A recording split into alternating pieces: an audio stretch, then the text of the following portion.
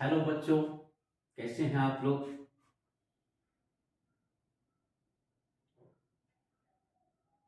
तो पिछले क्लास में हम लोग विद्युतीय द्विध्रुव पर क्रियाशील बलाघूर्ण और उसके घूर्णन के कारण संचित स्थितिज ऊर्जा तक आ चुके हैं। उसके पहले विद्युतीय तीव्रता खत्म कर चुके हैं। विद्युतीय तीव्रता बिंदु आवेश के कारण, विद्युतीय तीव्रता द्विध्रुव के कारण अलग अलग स्थितियों में हम लोगों ने प्राप्त किया है। आज एक नया पॉइंट हम लोग एराइज कर रहे हैं। वह नया पॉइंट है विद्युतीय विभव। तो आज हम लोग जो चर्चा करेंगे विद्युतीय विभव पर काम करेंगे। सबसे पहले तो ये समझना है कि आखिर विद्युतीय विभव है क्या, फिर हम लोग उसका एक्सप्रेशन फाइंड कर लेते हैं। तो विद्युतीय विभव है कि अगर यहाँ पर कोई धनावेश अगर दिया जाता है, कोई भी धनावेश प्लस क्यू आवेश यहाँ पर है दिया, कोई भी धनावेश प्लस क्यू अगर हम लोग ले लें, इस तरीका से इंडिकेट करी, तो इस प्लस क्यू का जो विद्युतीय क्षेत्र होगा वो पता है कहां तक है, अनंत तक होता है।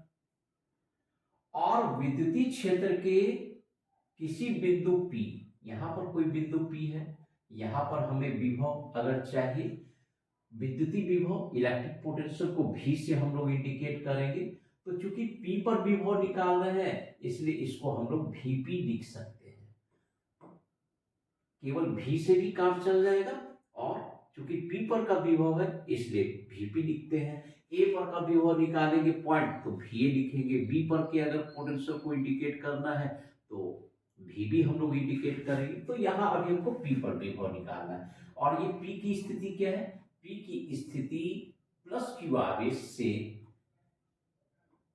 स्मॉल आर दूरी पर है और प्लस क्यू आवेश से अगर स्मॉल आर दूरी पर है P की स्थिति तो P पर विभव चाहिए। पहले P पर तीव्रता निकाला करते थे हम लोग। अब क्या है, एक नया क्वांटिटी फिजिक्स में इंट्रोड्यूस करने के लिए जा रहे हैं हम लोग सिलेबस में, विद्युतीय विभव। P पर विभव चाहिए। कैसे विभव हम लोग निकालें, परिभाषा जान लो, एकदम सिंपल है। सबसे पहले +1 कूलम चार्ज, जिसको कई बार हम लोग यूज कर चुके हैं, इसको टेस्ट चार्ज कहते हैं। और +1 कूलम चार्ज को P तक लाने में जो कार्य किया जाएगा, क्या बता रहे हैं, P तक लाने में जो कार्य किया जाएगा वह कार्य ही क्या कहलाएगा, P पर का विद्युतीय विभव कहलाएगा। कार्य को P पर का विद्युतीय विभव कहेंगे। एकांक धनावेश या टेस्ट चार्ज भी इसको हम लोग कहते हैं। एकांक धनावेश को, इसकी परिभाषा समझ लो, एकदम अपने आप निकल जाएगा, फिर कोई परेशानी नहीं होती है इसमें, क्योंकि ये सारे टर्म्स तुम्हारे लिए बिल्कुल नया टर्म है और नए ढंग से डिराइव करना है, इसलिए इसको ध्यान से समझना होगा। यदि यहां पर ए बिंदु पर अगर धनावेश प्लस क्यू स्थित है, P पर विभव निकालना है, तो विभव होता क्या है, एकांक धनावेश को अनंत से किसी दिए गए धनावेश के विद्युतीय क्षेत्र में स्थित बिंदु P तक लाने में किया गया कार्य P बिंदु का विद्युतीय विभव कहलाएगा। सीधा है। तो एकांक धनावेश को हम लोग अनंत से P तक लाएंगे, लाने में जो कार्य होगा वही कार्य क्या कहलाएगा, P पर का विद्युतीय विभव कहलाएगा। तो सीधा सा बात है कि हम लोग देखें कि लाने में कितना कार्य करना पड़ता है। तो सवाल है कि लाएंगे तो डायरेक्ट P तक तो नहीं लाएंगे, लाने में क्या होता है,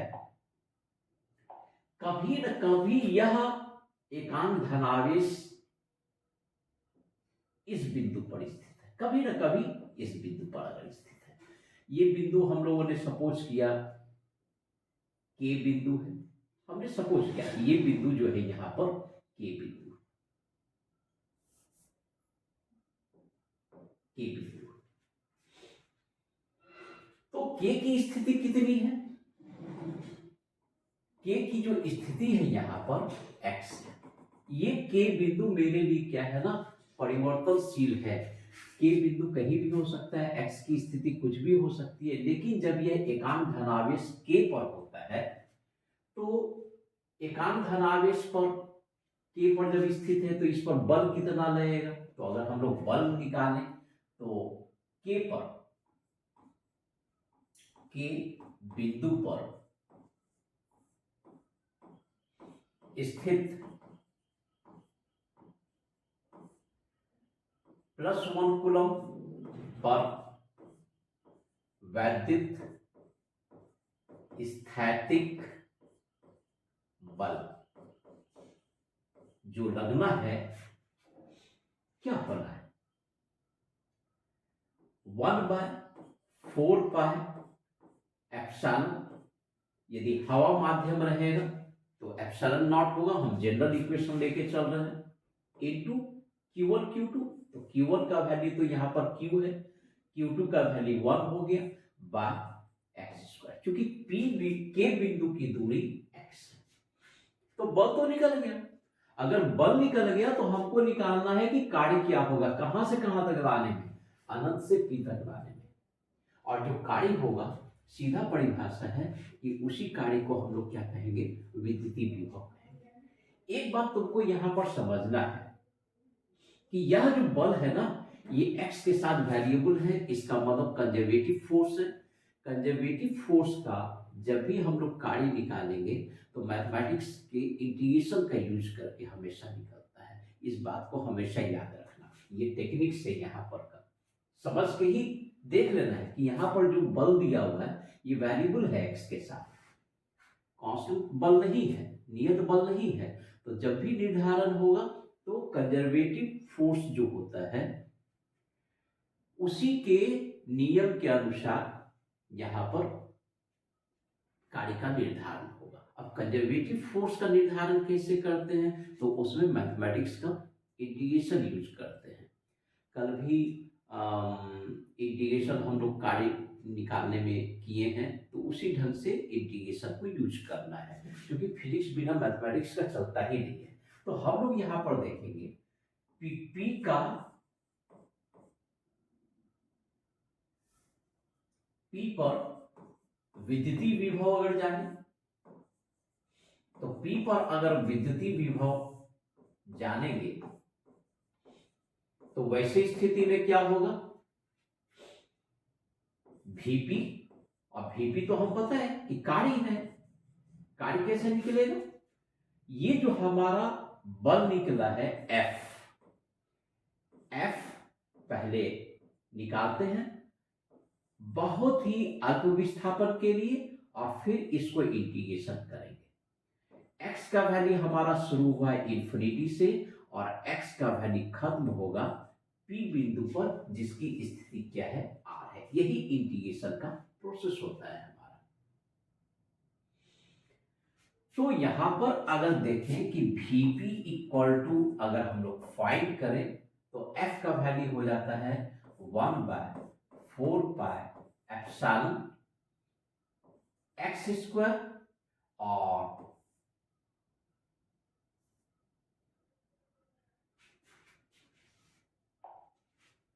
Q/x² इंटू dx। और इसको हम लोग इंटीग्रेशन करेंगे, और इंटीग्रेशन करेंगे x इक्वल टू इंफिनिटी से लेके x इक्वल टू r तक हमने पुट कर दिया। इसमें बहुत सारा टर्म हमारा क्या है, कांस्टेंट है, जो कि x पर डिपेंड नहीं करता है, तो उसका तो इंटीग्रेशन होना नहीं है।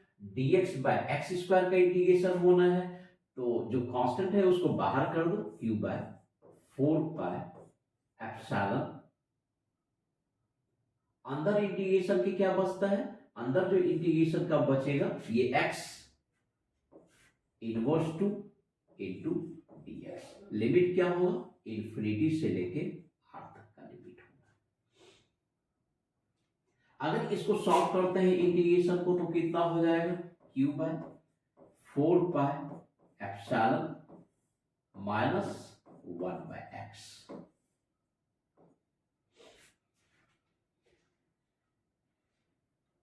तो एक एक बात यहां पर और समझना है तुमको, यहां पर एक बात ध्यान देने की क्या है कि जब हम लोग यहां पर +1 कूलम चार्ज को ला रहे हैं, यहां पर +1 कूलम चार्ज को जब लाए, तो फोर्स जो लग रहा है ना, वो क्या लग रहा है, विकर्षण बल हमारा लग रहा है, प्लस प्लस विकर्षण लग रहा है। विकर्षण बल हमेशा धनात्मक ही होता है, एकदम हमेशा याद रखना कि विकर्षण बल हमेशा ही धनात्मक होता है, ठीक है ना। तो हम लोग यहां पर देखेंगे कि अगर विकर्षण बल धनात्मक होता है, लेकिन हमारा विस्थापन किस दिशा में है, हमारा विस्थापन है P की दिशा में, और जब बल और विस्थापन दोनों विपरीत दिशा में होगा तो ऑब्वियसली कि यहां पर तुमको निगेटिव साइन लेके चलना पड़ेगा, और पूरे एक्सप्रेशन में तुमको यहां पर निगेटिव साइन को लेके चला होगा। इसलिए इसको हम अलग से इंट्रोड्यूस कर रहे हैं, तुमको एक साथ हमने नहीं मिलाया। अब माइनस साइन को हमने इसके साथ बाहर कर दिया, फिर इसको बाहर कर लिया हमने। अब यहां पर क्या है कि x to the power -2 dx का इंटीग्रेशन -1/x, और x का वैल्यू यहां पर हम पहले ही बता चुके हैं कि लिमिट जो पुट करना है इन्फिनिटी से लेके x का वैल्यू r तक पुट कर लो यहां पर।